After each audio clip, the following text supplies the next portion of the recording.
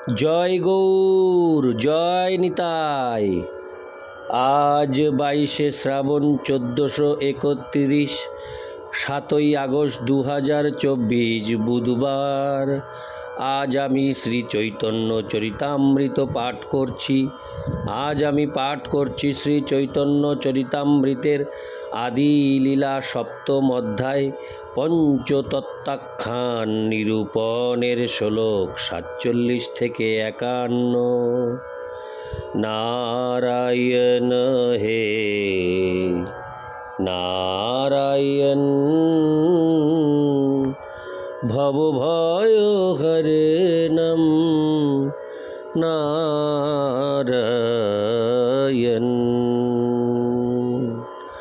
শ্লোক 47। সনাতন গোসাঙ্গী আসি তাহাই মিলিলা, তার শিক্ষা লাগি প্রভু 2 মাস রহিলা।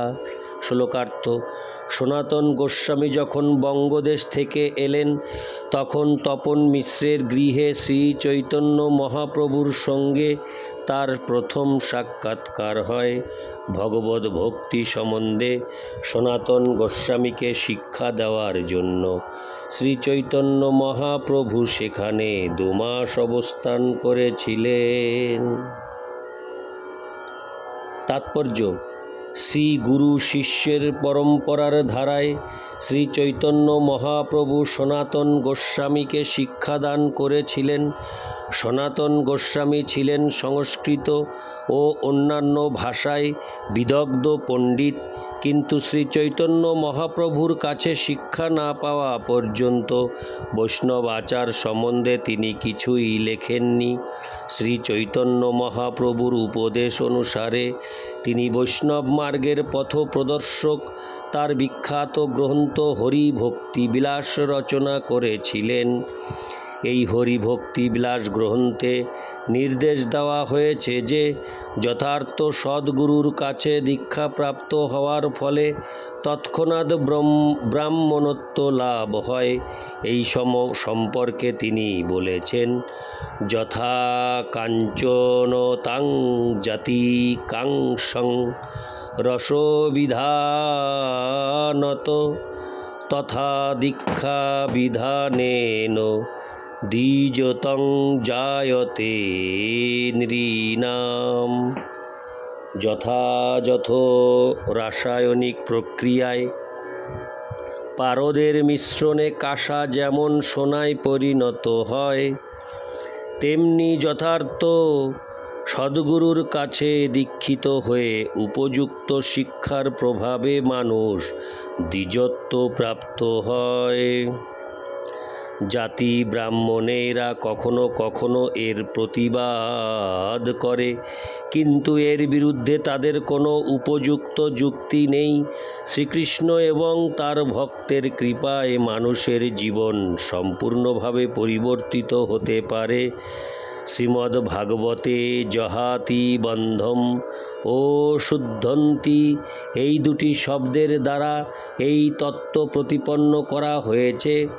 জহাতি বন্ধমের অর্থ হচ্ছে জীব কোনো বিশেষ শরীরে আবদ্ধ। এই দেহ অবশ্যই একটি প্রতিবন্ধক, কিন্তু শুদ্ধ ভক্তের সঙ্গ প্রভাবে এবং তার নির্দেশ অনুসরণ করার ফলে এই প্রতিবন্ধকতা অতিক্রম করে কঠোর নিয়মানুবর্তিতার মাধ্যমে দীক্ষাপ্রাপ্ত হয়ে ব্রাহ্মণত্ব লাভ করা যায়। শ্রীল জীব গোস্বামী উল্লেখ করেছেন কিভাবে শুদ্ধ ভক্তের সঙ্গ প্রভাবে অব্রাহ্মণ ব্রাহ্মণে পরিণত হতে পারেন। প্রভো বিষ্ণবে নমঃ। শ্রী বিষ্ণু এতই শক্তিশালী যে তিনি তার ইচ্ছা অনুসারে যা ইচ্ছা তাই করতে পারেন। তাই বিষ্ণুর পক্ষে সদ্গুরুর সুদক্ষ পরিচালনায় পরিচালিত ভক্তের দেহকে অনায়াসেই পরিবর্তন করা সম্ভব। ইতি শ্লোক 47। শ্লোক 48। তারে শিখাইলা সব বৈষ্ণবের ধর্ম, ভাগবত আদি শাস্ত্রের যত গূঢ় মর্ম। শ্লোকার্থ: শ্রীমদ্ ভাগবত আদি শাস্ত্রের গূঢ় মর্ম প্রকাশ করে শ্রী চৈতন্য মহাপ্রভু সনাতন গোস্বামীকে বৈষ্ণবের ধর্ম সম্বন্ধে শিক্ষাদান করলেন। তাৎপর্য: পরম্পরার ধারায় সদ্গুরুর শিক্ষা অবশ্যই বৈদিক শাস্ত্রের ভিত্তিতে প্রতিষ্ঠিত। গুরু পরম্পরার ধারায় নিজের মন গড়া আচার অনুষ্ঠান তৈরি করা যায় না। শ্রী চৈতন্য মহাপ্রভুর অনুগামী বহু তথাকথিত বৈষ্ণব সম্প্রদায় রয়েছে, যেগুলি যথাযথভাবে শাস্ত্র সিদ্ধান্ত অনুসরণ করে না, তাই তাদের বলা হয় অপসম্প্রদায়, যার অর্থ হচ্ছে সম্প্রদায় বহির্ভূত। তাদের কয়েকটি গোষ্ঠী হচ্ছে আউল বাউল, কর্তা ভজা, নেড়া, দরবেশ, সাই, সহজিয়া, সখী ভেকি, স্বার্থ, জাত, গোসাঙ্গী, অতিবাড়ি, চূড়াধারী ও গৌরাঙ্গ নাগরী। শ্রী চৈতন্য মহাপ্রভুর পরম্পরায় নিষ্ঠা ভরে অনুসরণ করতে হলে এই সমস্ত অপসম্প্রদায়ের সঙ্গ করা উচিত নয়। সদ্গুরুর তত্ত্বাবধানে শিক্ষালাভ না করলে বৈদিক শাস্ত্র তত্ত্ব হৃদয়ঙ্গম করা যায় না। সেই কথা বোঝাবার জন্য শ্রীকৃষ্ণ অর্জুনকে শিক্ষাদান করার সময় এই বিষয়ে খুব জোর দিয়েছেন এবং তিনি স্পষ্টভাবে উল্লেখ করেছেন যে অর্জুন যেহেতু তার ভক্ত ও সখা ছিলেন, তাই তিনি ভগবদ্গীতার রহস্য হৃদয়ঙ্গম করতে পেরেছিলেন। তাই সিদ্ধান্ত করা যায় যে কেউ যদি শাস্ত্রের গূঢ় রহস্য সম্বন্ধে অবগত হতে চান, তাহলে অবশ্যই তাকে সদ্গুরুর শরণাগত হতে হবে। শ্রদ্ধাবনত চিত্তে তার শ্রীমুখ নিঃসৃত বাণী শ্রবণ করতে হবে এবং সেবার দ্বারা তাকে সন্তুষ্ট করতে হবে। তা হলেই কেবল শাস্ত্রজ্ঞান তার হৃদয়ে প্রকাশিত হবে। বেদে সীতাসত্তর উপনিষদ 6:23 উল্লেখ করা হয়েছে, যস্য দেবে পরা ভক্তির যথা দেবে তথা গুরৌ তস্যৈতে কথিতা অর্থা প্রকাশন্তে মহাত্মন। পরমেশ্বর ভগবান ও গুরুদেবের প্রতি যার অবিচলিত নিষ্ঠা রয়েছে, তার কাছে শাস্ত্রের নিগূঢ় তত্ত্ব প্রকাশিত হয়।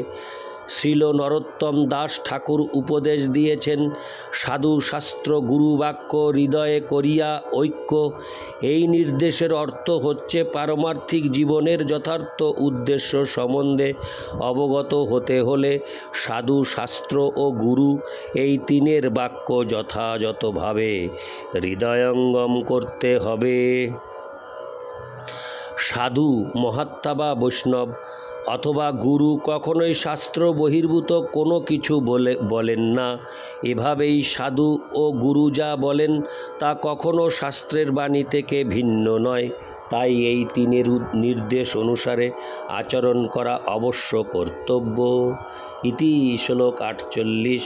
শ্লোক 49। ইতিমধ্যে চন্দ্রশেখর মিশ্র তপন দুঃখী হঞ্চা প্রভু পায় কইল নিবেদন। শ্লোকার্থ: শ্রী চৈতন্য মহাপ্রভু যখন সনাতন গোস্বামীকে শিক্ষাদান করছিলেন, তখন অত্যন্ত দুঃখিত হয়ে চন্দ্রশেখর ও তপন মিশ্র শ্রী মহাপ্রভুর শ্রীপাদপদ্মে একটি নিবেদন করলেন। ইতি শ্লোক 49। শ্লোক 50। কতেক শুনিব প্রভু তোমারও নিন্দন, না পারি সহিতে এবে ছাড়িব জীবন। শ্লোকার্থ: প্রভু, তোমার বিরুদ্ধে আর কত নিন্দাবাদ ও সমালোচনা সহ্য করব? এই সমস্ত নিন্দাবাদ যাতে আর আমাদের শুনতে না হয়, সেই জন্য আমরা জীবন ত্যাগ করব বলে ঠিক করেছি। তাৎপর্য: বৈষ্ণব আচরণ সম্বন্ধে শ্রী চৈতন্য মহাপ্রভুর সবচাইতে গুরুত্বপূর্ণ একটি নির্দেশ হচ্ছে তরুর মতো সহিষ্ণু হওয়া এবং তৃণের থেকেও সুনীচে হওয়া। তৃণাদপি সুনীচেন তররিব সহিষ্ণুনা অমানিনা মানদেন কীর্তনীয় সদা হরি। পথে পড়ে থাকা তৃণের থেকেও সুনীচ হয়ে বা তরুর থেকেও সহিষ্ণু হয়ে নিজের জন্য কোনো রকম মান সম্মানের প্রত্যাশা না করে এবং অন্য সকলকে সমস্ত মানদান করে নিরন্তর ভগবানের দিব্য নাম কীর্তন করা উচিত। কিন্তু তবুও এই উপদেশ প্রদানকারী শ্রী চৈতন্য মহাপ্রভু দুষ্কৃতকারী জগায় ও মাধাইয়ের অপকর্ম বরদাস্ত করেননি। তারা যখন শ্রী নিত্যানন্দ প্রভুকে আঘাত করে তখন তিনি তৎক্ষণাৎ ক্রুদ্ধ হয়ে তাদের সংহার করতে উদ্যত হন। শ্রী নিত্যানন্দ প্রভুর কৃপার ফলে কেবল তারা রক্ষা পায়। ব্যক্তিগত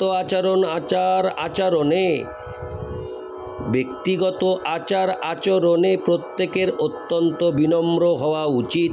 বৈষ্ণব অত্যন্ত সহনশীল এবং তিনি ক্ষুব্ধ হন না, কিন্তু কেউ যদি গুরুদেবের নিন্দা করে বা অন্য কোনো বৈষ্ণবের নিন্দা করে তাহলে তার ক্রোধ আগুনের মতো উদ্দীপ্ত হয়ে ওঠে। শ্রী চৈতন্য মহাপ্রভু স্বয়ং তা প্রদর্শন করে গিয়েছেন। বৈষ্ণব নিন্দা কখনো সহ্য করা উচিত নয়। কেউ যদি বৈষ্ণব নিন্দা করে তাহলে যুক্তি তর্কের দ্বারা তাকে স্তব্ধ করা উচিত। তা করতে না পারলে সেখানেই প্রাণ ত্যাগ করা উচিত এবং তাও করতে না পারলে সেখান থেকে চলে যাওয়া উচিত। শ্রী চৈতন্য মহাপ্রভু যখন কাশীতে ছিলেন তখন মায়াবাদী সন্ন্যাসীরা নানাভাবে তার নিন্দা করছিল, কেননা তিনি সন্ন্যাসী হওয়া সত্ত্বেও নৃত্য কীর্তন করছিলেন।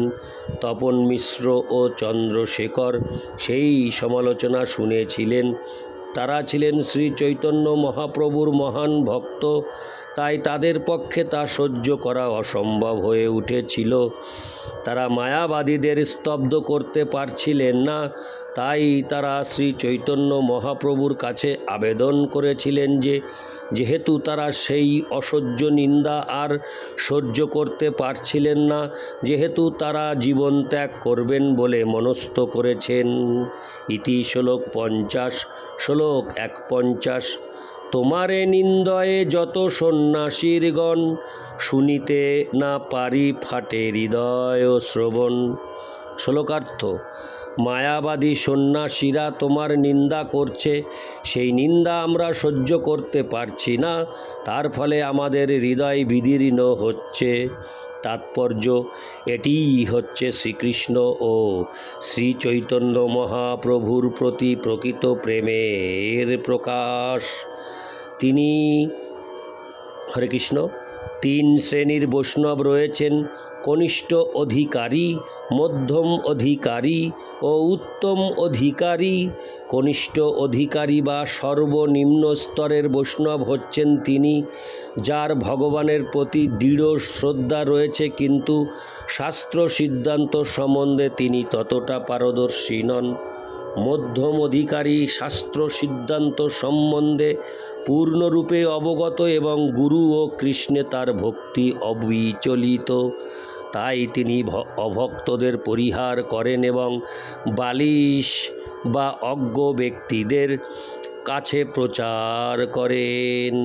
আর সর্বোচ্চ স্তরের ভক্ত মহাভাগবত বা উত্তম অধিকারী কাউকে অবৈষ্ণব রূপে দর্শন করেন না। তার দৃষ্টিতে কেবল তিনি নিজে ছাড়া আর সকলেই বৈষ্ণব। এটিই হচ্ছে শ্রী চৈতন্য মহাপ্রভুর তৃণাদপি সুনীচেন তররিব সহিষ্ণুনা শ্লোকের হরে কৃষ্ণ। এটি হচ্ছে শ্রী চৈতন্য মহাপ্রভুর তৃণাদপি সুনীচেন তররিব সহিষ্ণুনা শ্লোকের সারমর্ম।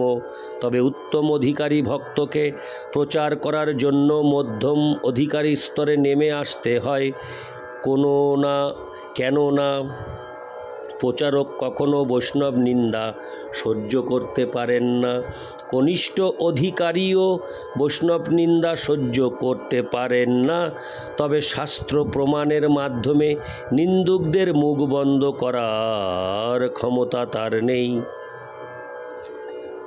তাই এখানে তপন মিশ্র ও চন্দ্রশেখর আচার্যকে কনিষ্ঠ অধিকারী ভক্ত বলে মনে করা হয়েছে, কেননা তারা কাশীর মায়াবাদী সন্ন্যাসীদের যুক্তিতর্কের দ্বারা